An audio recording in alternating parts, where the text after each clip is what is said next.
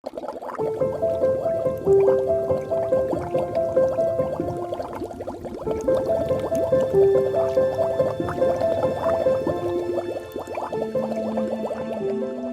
everybody, this is Rob. Welcome to the channel, you guys. And if you guys have been wondering about Deviant Moon Inc. and its decks, I'm going to show you today the decks that I have from them. And so by the end of this video, you will know exactly if you want these decks or not. I'm gonna talk about drawings, I'm going to talk about paper stock, I'm going to talk about price, I'm going to tell you guys exactly what I think about these decks and how I've been able to incorporate them into my practice, or perhaps not, you guys. So stick all the way to the end. I am going to let you know if these decks have been an asset to the collection or maybe not so much. So let's get started. So you guys, these are the decks that I have in the collection. I have the Summer Twins Oracle, I have the Mildred Payne's Oracle of Black Enchantment, and I have the Trionfi de la Luna. So let's start with Mildred's Payne's Oracle of Black Enchantment. And so you guys, I have to tell you that when I first started my journey with tarot, I thought that these decks would be a great addition to my collection. So I started buying them. I started buying this one. I started with this one. Then came the Oracle of Summer Twins, and then came the Trionfi de la Luna. I bought them directly with Patrick Valenza. So I went to his website and I bought them directly with him. Because if you guys know this, I like to buy my decks directly with the artist when I can, of course. It's not always possible, but in this case it was. So I went to his website and I looked him up and I bought the decks. And so this one was one that I really wanted, you guys. I was really attracted to the drawings. I was really attracted to the size of the cards. I was really attracted to maybe doing some shadow work with this Oracle deck because it is rather dark. And so, like I said, I went ahead and I bought it. It comes in a talk box like this, you guys, and this is the back of the box. And I don't know if you're familiar with this deck or not, but if you're not, I mean, the drawings are really cool. So I have to say that for artistic purposes, this is a wonderful deck. This is the talk box once again, and the talk box is okay, you guys. There's really nothing to drag or to talk about so much. It's kind of flimsy, as you can see over I've had these decks for about 3 or 4 years, and over the years they've gotten sort of used and abused, and not because I use the decks so much, but just because they are kind of flimsy boxes. And yeah, so, and these are the cards, you guys. And so this is an introduction card, and you know, one of the things that was really disappointing with this deck is that, you know, it didn't come with any literature. So I needed to go down, I needed to download I needed to download all of the meanings of the cards and print them out and then just have them close to my decks, which it never works for me. So that already was a major no-no for me. And I knew that it was going to be like that, but I didn't think that it was going to be a big deal. So I thought, okay, let's buy them anyway and see how that goes. So this one is an introduction card, as you can see here. And here there's a little writing. Reach deep into my blood, red petals, and retrieve my most powerful creation, the Oracle of Black Enchantment. And so that's a little writing there. And this is Mildred, because this is Mildred's Payne's Oracle deck, and that is a picture of her. I'm assuming this is what the back of the card looks like for that particular one. Here she is again, and it's sort of like yeah, it's kind of like a scary picture, but this is what the back of that card looks like. This is sort of fingerprints made out of blood. Of course, they're not real or anything, but that's what it's supposed to resemble. This is the Fenwood Coven, 1933, you guys. And so here's a picture of the ladies there. I guess that would be the members of the coven. And here you start with the cards. And as I was saying with the meanings of the cards, I cannot find the pages that I printed out for the meanings of these cards. And so they're gone. And I tried to go online the other day to see if I can download them, and I haven't been able to find them again. I hear that now you get a book with it, but when I first got these decks, there was no literature for them. So this one didn't come with any, and so like I said, I tried to find the meanings that I had printed, and I can't find them anywhere. And I went online to see if I can print them, and I can't find them either. So I'm gonna have to write to Deviant Moon and see if they can help me out with that, because I don't have them. Or if you guys have them and you want to send them to me, that would be great, because without the meanings, these cards really don't mean anything. Of course, I can sort of think what each card means, but it's not going to work. So it's better to just have the meanings. And that's the back of the card, you guys, and they are reversible. So, but I don't think you can read these in reversible. And I find the drawings to be very, very intriguing and really cool. I also like the colors very much, and the style of drawing is really cool. I must say that for the price that I paid for this deck, I believe that the printing could have been better, and I believe that the cardstock also could have been better. I find this cardstock to be a little bit too light for me personally, and I don't know if this would actually be an indie deck, you guys, but if it is an indie deck, it certainly doesn't feel like one. So, and it certainly cost as much as an indie deck, and so I don't know what to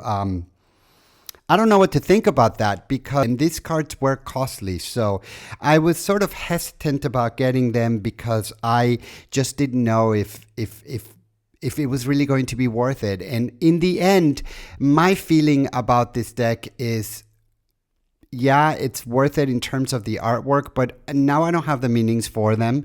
I can't really do readings with them, so I haven't been able to incorporate this deck into my readings, you guys. So it's sort of just stayed out of the game. I look at it once in a while because of the artwork. I find the artwork to be really, really cool. But I haven't been personally able to incorporate this cards into my readings, you guys. And once again, really cool deck. Cardstock is sort of on the thin. It's not matte, it's not shiny either, but it's sort of like somewhere in between. It just feels like this cardstock is really not, it just feels like this cardstock could have been better, especially for the price I paid. Can I say that I connected with this deck? I believe that for 3 years when I first got this deck, that I had connected with it. I had the meanings with me, and I sort of did. But, you know, you guys, it's just been sitting on the shelf, and I haven't used it for a long, long, long time. And I sort of paid a lot of money for this, and so I'm a little bit frustrated with it. So that's the Black Enchantment from Mildred Payne's Oracle of Black Enchantment. And I'm showing you some of the cards because the drawings are so cool. I think it's really worth it to show you the cards and these beautiful drawings, because the drawings are really, really great. And so when it comes to artwork, they get an A+, but for some reason, you guys, I haven't been able to integrate these decks into my readings. And so I don't know what to tell you about that.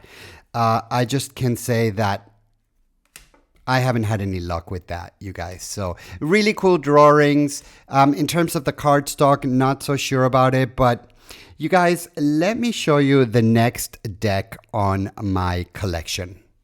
You guys, the next deck is the Sammer Twins Oracle. This is the 2nd edition, and of course it is from Deviant Moon. You guys, when I first saw this deck online, I was like, I have to get it, I have to get it. There was so much hype from everybody online about this deck, from other fellow reviewers on YouTube and on the tarot community on YouTube, and I thought, am I missing something? Am I the only one that doesn't have this deck? And so I went ahead and I got it, and it was expensive. Not only was it expensive, but I needed to wait a long time to get this deck. For some reason, when I first got it, it was sort of back ordered, and they were running late, and yeah, there were a lot of problems. So it took for me about 2 to 3 months for it to get to my location, which I thought was a really long time. But then I got it, and then I was really excited about it. This is what the back of the box looks like, you guys. This is the front of the box. And once again, this is the 2nd edition, and it comes in a very thin talk box like this. And so this talk box is exactly the same as the Mildred Payne's, and so it's not very robust and it doesn't really last that much, but it is what it is. And these are the cards, you guys. And like I said, when I first got them, I was so excited because I was so attracted to the artwork. And this is Carl and Otto Sammer, 1767, and that's them right there. So I thought, you know what, this is going to be a fabulous deck for me, and you know, it's going to add to my readings. This is what the back of the cards look like, and I love the back of the cards. I mean, if there is something special about Patrick Valenza, is his artwork. He's a true artist, really, and this didn't disappoint when it comes to artistry. They're beautiful. The back of the card is gorgeous. As you can see, they're not reversible, but I don't think they need to be reversible.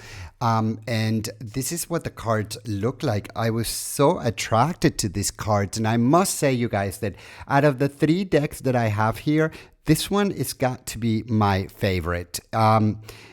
This is the Harpy, and I had a problem with the literature with this deck because it doesn't come with literature, just like the Mildred Pains. And I looked to find it, and I think I did find it, and I printed it, and now it's gone. I don't know where it is because I travel a lot, and so, you know, sometimes I take the deck. I don't think about looking for the literature. I always think that they're in there. And so I took these decks with me and I wanted to do a review of them, and the literature is missing. And so like I said before, I went online, I tried to look for it, and I can't find it now. So I'm going to have to write to them and ask them to help me because I don't have the literature. And it really bothers me. It really bothers me that I don't have literature for this because I really want to know what the artist and what the creator has to say about these cards. This is Mercurius, and this is the Harlot. And as you can see, the artwork is just really wonderful. Patrick has such a unique style of drawings. Bedfellows is this one, that you just can't miss it, you guys. And so I'm very attracted to this sort of artwork. This is the Melancholy. I'm very attracted to the colors of this deck. I also love the fact that they're square cards. I don't, you know, they're not rounded, and many people complain about that. I personally don't complain about that. I think it makes them look very, very special. This is the Seraph.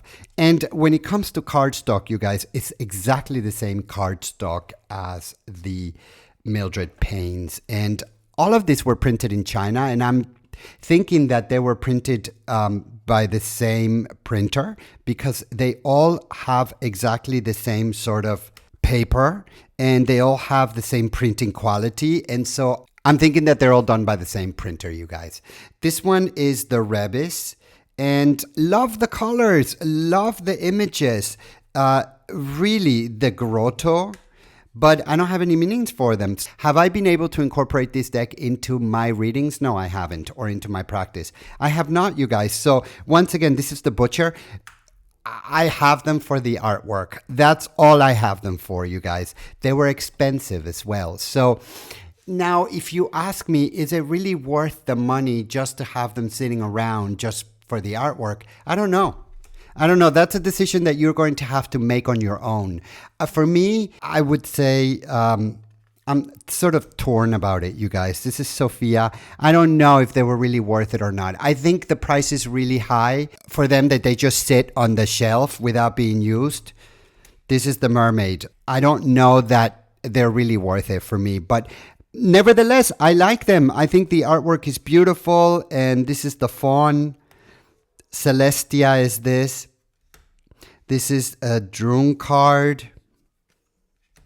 The Temple. The Mandrake, and so on and so forth, you guys. They're really, really cool cards. This is that card that comes with the deck, and it's an introduction card. And so this is the Pedigree, this is the Count, this is the Matrimony, La Ella, the Sentry, Redemption, Cauldron, Chaos, Ruby Queen, Deliverance, the Drummer, the Acrobat, and so on and so forth, you guys. Really pretty cards. Practical, I'm not so sure that they're so practical. Really worth the money, I'm not so sure that they're really worth the money. Pretty, yes, very pretty. Artistic, yes, very artistic. As a collector, not only as a reader, but also as a collector, I can tell you that these are really cool cards to have. Out of all of these cards, which ones would I keep? I think I would keep this one, you guys, the Summer Twins Oracle. But for now, let me show you the next deck. You guys, the next deck, and the deck that Patrick is most known for, is Trionfi de la Luna. And as I mentioned at the beginning of the video, you know, I try to get my decks directly with the artist because you never know. There's a lot of imposters out there, and it happened to me. I happened to buy this deck on Amazon, and it was really inexpensive, and I thought, okay, let's get it through here. And so I thought maybe it was a sell or something, but no, it was an imposter. And it just, at the end, it was just totally fake and ugly.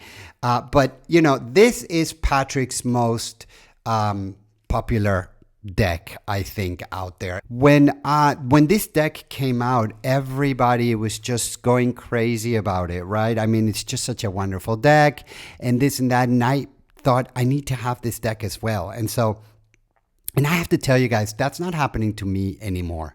I'm sort of following my own intuition on which decks I should get and which decks I should just leave out. And I don't care what anybody says online or what videos they're having saying, oh, this is just a deck. And like, you guys, if I can just give you any advice, follow your instincts. Don't waste your money on decks that you're never going to use. Or if you're not a collector, or, you know, if you're really counting your decks, you don't have a lot of space at home, you really want to take care, or you just want to have those decks that you really, really like it, and those decks that you're going to be able to collect, and if you're just going to have those decks that you're going to be able to connect with, those are the decks that I'm buying now, you guys. I mean, I'm over 400 and something decks on my collection, and I'm not falling for those things anymore. You know, once again, I see a lot of people on YouTube saying, oh, this deck is, well, I've fallen into that trap before. It's not happening to me anymore. So I'm going to look and I'm going to see if I can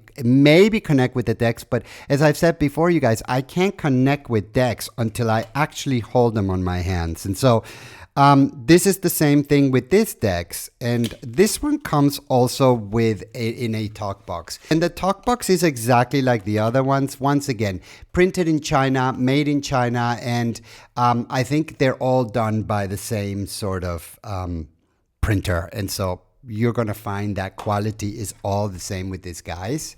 And you guys, this is a deck that I've had again for like 3 or 4 years, and you know, when it comes to paper stock, and by the way, this is one of the cards that he has. It's an introduction card, English text, Deviant Moon, the 333, Patrick Valenza. And here comes a little bit of a writing, and you can pause your device and read that if you like. And so when it comes to card stock, it's exactly the same as the other one. So it's very thin. Very thin, as you can see. Cardstock is really not, it's irrelevant. See, it bends and it doesn't go back. So cardstock is really not to my liking on any of these decks, by the way, not only on this one. And so this is the back of the card, and it's pretty. I think they're reversible. And these are some of the cards that I'm going to show you. This is a peep deck, but it's a very pretty peep deck. And so if you don't know what a peep deck is when they show you the minor arcana, sort of just like if it's the 8 of swords, then you only see eight swords. If it's the 7 of cups, then you only see 7 cups on the card. And that's what a peep card is. This is the 5 of coins, as you can see, and this is the ace of wands. Now, printing on this deck is really not the best. I paid a lot of money for this deck, and so if you ask me, hey Rob, was it really worth it? I don't know, you guys. Out of the 3 decks that I'm showing you today, this one has got to be my least favorite, and it's his most popular. So go figure, you guys. You know, am I glad that I have this deck on my collection? I think that as a tarot deck collector, one should have this deck, but you know, at the end of the day, what do I know, right? This was expensive. I never used this deck. So this is the Hanged Man. And so I don't know that it was really worth it. This is the Hermit. And I don't need a book to interpret this deck. Of course, I'm familiar with the tarot. But I don't know, you guys. I can't really relate to this. And, you know, the Fool. I kind of like the artwork on this one, but it's just my least favorite as well. So I don't know that the artwork here, that I can relate to the artwork. Is it artistic? Yes. Is it, can you say this is art coming from a true artist? Absolutely. This is artwork. But I just haven't been able to connect with this, you guys. The Sun. The pictures are really not doing it for me. And as you can see, this is the King of Wands. I don't really find the cards so meaningful. It almost looks like to me that I'm supposed to like them, but I don't really like them. So, I mean, I've just confessed, right? And this is the Star. I just haven't been able to really find the meanings.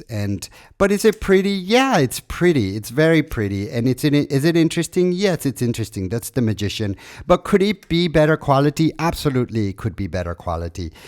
Could it be better cardstock? Yes, it could be better cardstock. Could it be better printing? Yes, it could have been better printing. I mean, these cards are so cool and so pretty that a better paper stock, and also the sort of like the shape of the cards, I think, is also not my favorite. They're a little bit smaller than they actually should be. I think they should be bigger, but they made them smaller. And so I love bigger cards, and I'm not getting bigger cards here. And it just doesn't work for me, you guys. There's many things. The size doesn't work. The quality doesn't work.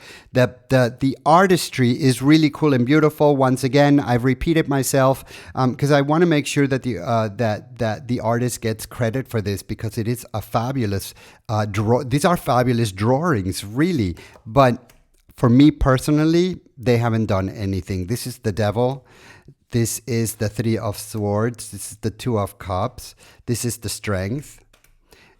This is the Three of Cups.